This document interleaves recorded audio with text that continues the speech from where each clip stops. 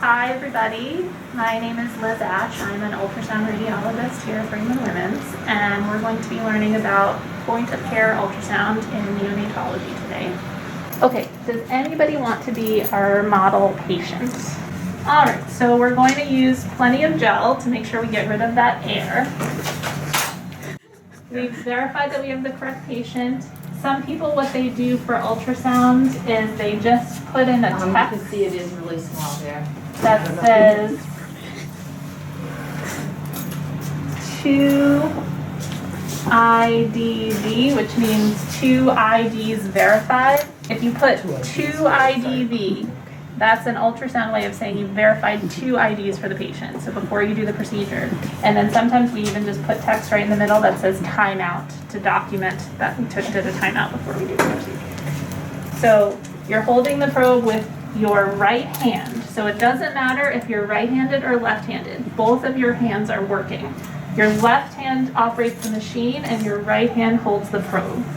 That's just by convention, but people who are left-handed are really good at ultrasound, so stick with it. So you're gonna put your right thumb on the notch, and then we're going to either be transverse to the patient, so that the other convention actually is that you always stand on the patient's right side if they're supine.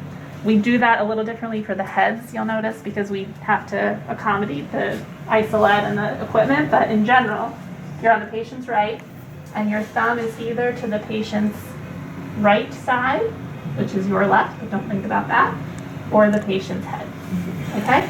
We're using the gel to get really good contact, and if we're going to look for a vessel,